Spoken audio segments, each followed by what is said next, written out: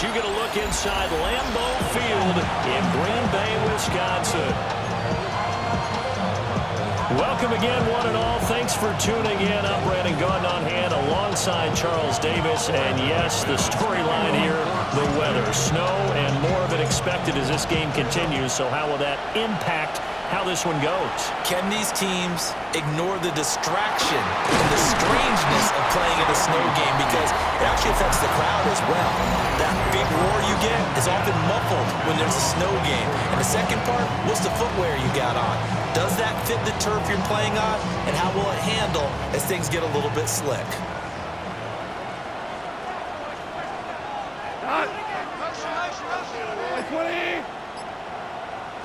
Opening play, and Goff wants to pass it. And that'll be caught by St. Brown. And he's upended at the 33 following a good pickup of 8. Second down and a little more than a yard here. At the 33-yard line. 120. They'll fake the give. Now Goff. He gets this out wide to Gibbs. 4 yards the pickup, first down. That was a pretty favorable situation there. What would you call that? Second and manageable? Smart play, too. Didn't force it downfield when he didn't have it. Just checked it down, let him get the first down, and that's exactly what he did. Here's Goff. Finds Gibbs on the check down. Only able to gain a couple there. And that will bring up second down. Here's a 2nd and 8. At the 39-yard line. Counter play. Here's Gibbs. We're scoreless after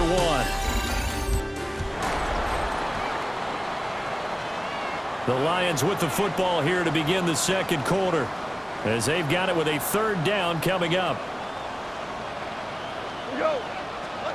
Here's Goff. That's going to be knocked away and incomplete. And they've been kept off the scoreboard in this first half, but here toward the end, they're trying to change that in one fell swoop, but that winds up incomplete. Okay, look at this. The punt team nowhere to be found. They're on the sidelines. Offense going to go for this on the opening drive. They'll let this go deep for St. Brown. Oh, and that is incomplete. Boy, a curious decision to go for it. Doesn't pan out. And on the opening drive of the afternoon, the defense forces a turnover on downs. To throw now. Here's Love. Now he'll tuck this and run. He throws it on the move, but can't connect as that falls incomplete. That was nice work there defensively to force incompletion. Now, even though this drive started in plus territory, they're still not in field goal range yet. So they can work towards another couple of stops and not allowing that turnover to hurt. Over the middle, and there's a diving catch. And he's going to be taken down at the 28-yard line. 14 yards, good for a Packer first down. Love looking to throw it. A short throw to Musgrave. The Packers going to use one of their timeouts, as they'll stop the clock with 24 seconds to go in this first half. At the Lions' 24-yard line. To the air again, Love. And that is incomplete. Christian Watson, the man he was looking for. And it's 3rd down. So 7 yards from the first down here as they come up to the line of scrimmage. And it'll be intercepted. Picked off by Kirby Joseph. And the Lions are going to take over at their own 41. Third down pass. Intercepted. The Lions take over 1st and 10 at their own 41-yard line.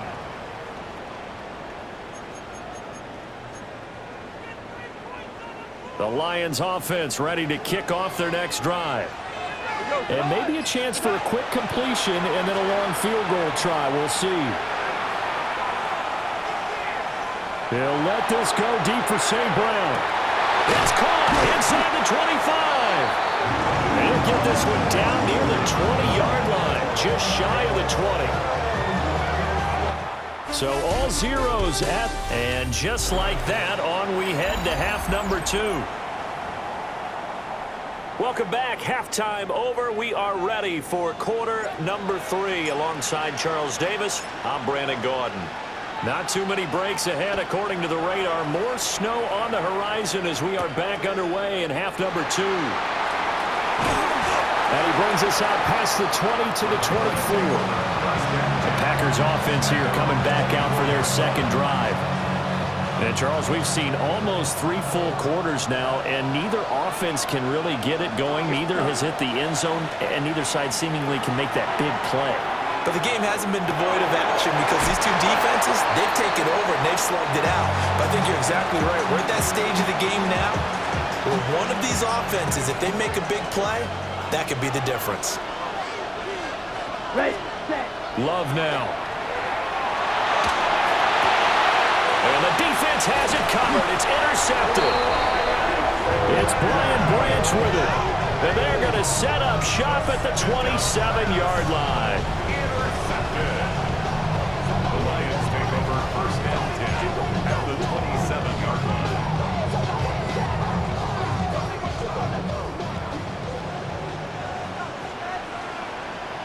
Go to the 180. Turbo. After the interception, here's Goff. And that nearly their first pick of the game, but it falls down to the ground incomplete. A 2nd and 10 on a chilly, snowy December day, and I must say, I'm loving it. Kind of putting me in the holiday spirit. Charles hates it. He's giving me the evil eye, folks. From the 13 now, they work on 1st and 10. 14 yards. And the Lions first down. Oh, he didn't spike it. He faked it. But it's not going to work. He'll go down. They got him. 2nd and 14 as they've got work to do here after the sack. It's 2nd down. And now what's this? They fake the spike. He'll throw it. Under pressure, they got him again. Micah Parsons showing off that elite athleticism as he gets the sack. So they'll get a little extra time to come up with his 3rd down play as we played 3 quarters. We'll return with more after this break. You're watching the NFL on EA Sports.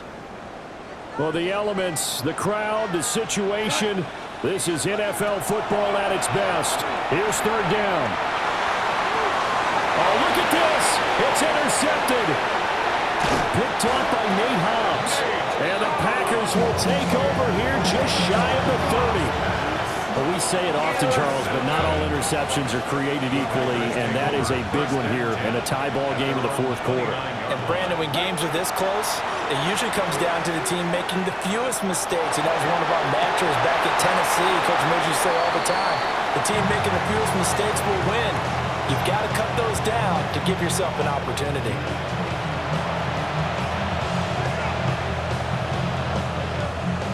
Another try, 2nd and 10 now.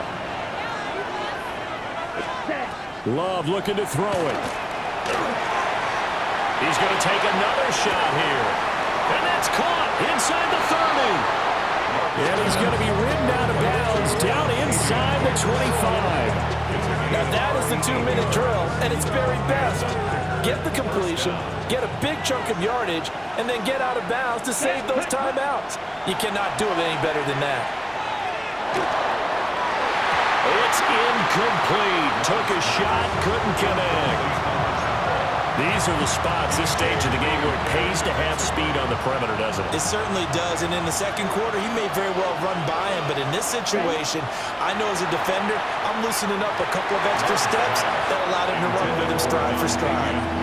Oh, that'll be incomplete. Well, he took a shot as he let that go, and it's going to bring up a 3rd down. Right where this set of downs started, they need a full 10 here to pick up the 1st down and move the chains. And this pass broken up. And excellent coverage there on third down, as that was not an easy one to hold on to. McManus on for the field goal. A 40-yard attempt. And he didn't get it there. No, it's no good. Just shy of the crossbar. And still nothing on the scoreboard. It remains a scoreless tie. The Detroit offense ready to begin their drive. And Charles, obviously not much time left. I'm curious to see if there's enough for them to get into field goal range and try to win this thing. And partner, you and I both know the safe call is to kneel and just take it into overtime. But it's also very tough to pass up a chance to win it right now as well. But remember, if you do attempt that, it's got to be a big play downfield and still leave yourself enough time to get your field goal unit out there and kick for the win. They'll try again here. 2nd and 10. Goff. Now he's going to step up and run. And it's going to be incomplete. 12 seconds left. 2-minute drills, they're tough enough, pressure-packed enough, and these elements makes it significantly tougher. And you don't have the margin where you can say, okay, I can allow for certain things and maybe change up a little bit. Because it's a 2-minute situation, you've got to try and make the same plays you would make if the elements didn't exist. And this pass broken up. And the contact well timed there, and now 4th down. This defense looking impenetrable now. 3 straight incompletions. They're giving him nowhere to go with the football. Maybe a little frustrated back there? Oh, there's no doubt about it. When you've missed on 3 straight, there's going to be some frustration. But now he's got to make sure that that frustration is temporary, not lingering. Big throw coming up. He's airing it out for Williams. And that's caught inside the 30. And we've got free football. 4 quarters done, and we're dead even. We'll have overtime after this timeout.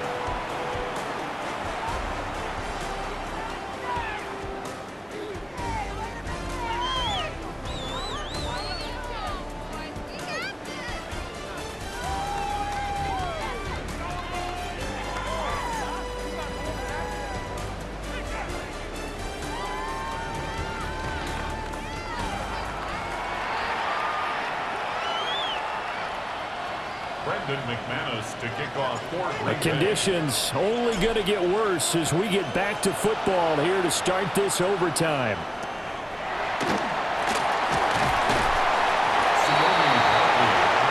Detroit's offense ready to take over.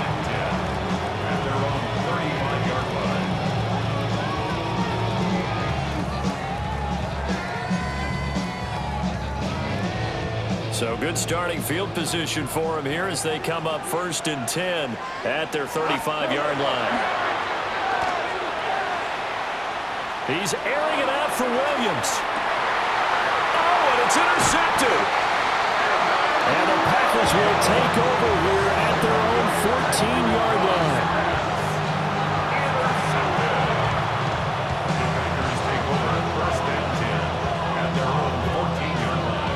About set to get this drive started. The Green Bay offense at the line. First throw in overtime for Love. He's going to let this one go deep. And he bats it away, and it falls down incomplete. They decided the opportunity was there and launched a deep ball, but he was unable to get away from the defender. Couldn't create space, couldn't uncover at the end of the route, and that one winds up incomplete. Love. He's going to let it go again. And he knocks the ball away, and it falls incomplete. Well, they had that one sniffed out defensively. That's a tough one to connect on when you got multiple defenders in the area, and it winds up incomplete. So back-to-back incompletions, and that has him staring at a 3rd and 10. Here's Love. To Dobbs, and he hauls it in. And he's going to have a Packers first down as they're able to get the 3rd down conversion. He did not have a catch till that moment. Pretty good time for his first one, though, here in OT. I would agree with that. And just think about how they had to cycle through all the play sheets, right? Tried to find ways to get a lot of people to football. In this case, as you said, he hadn't had a catch all game. Now they find him in a key moment. Really well done. Another nice job there defensively. They've really stymied their passing attempts, and it continues in overtime. And for them to do that, that means they've had to be cohesive on defense. Pressure in the quarterback's face, Good coverage of not just the wide receivers, but the tight end, the running backs when they try and slip out, and making sure they're at the point of attack. When the ball's in the air, they get there and help force some of those incompletions. Now Love. That's taken in by Golden. And he's going to have the Packers first down as they're able to get the third down conversion. Now we're going to get a timeout with 5 seconds left here at overtime.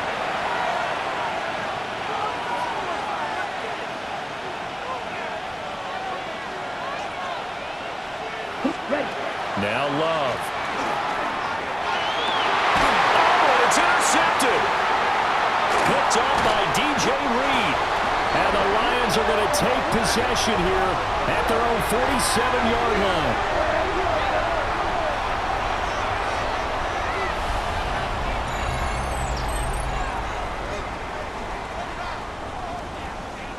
One overtime. How about two? We need another. We're still even. We'll switch sides and have that second overtime in just a moment.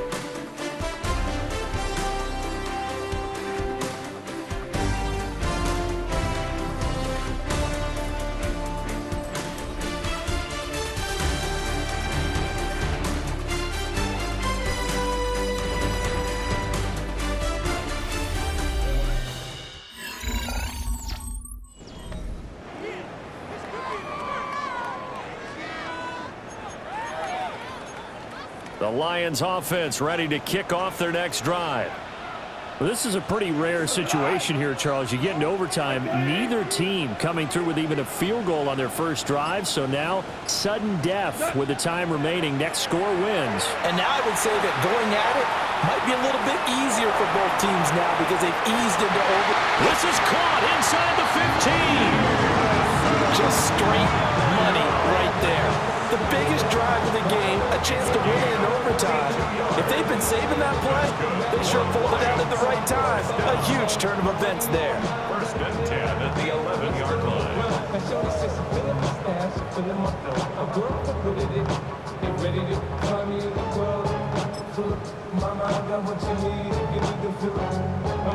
Now a first and 10 at the 11. Straight ahead with Gibbs here. And he is met in his tracks behind the line of scrimmage. An interesting and intriguing decision there defensively because they kept extra DBs on the field despite seeing the multiple tight end look that came out for the offense. I thought they were going to switch out of it. I didn't know if they felt they didn't have time or what the case was. Well, in any event, the extra speed allowed for great penetration as they stuffed that one behind the line of scrimmage. And now it all rests on the right foot of their kicker. This to win it in overtime. And he got it. The kick is good. And they have won it here in double overtime.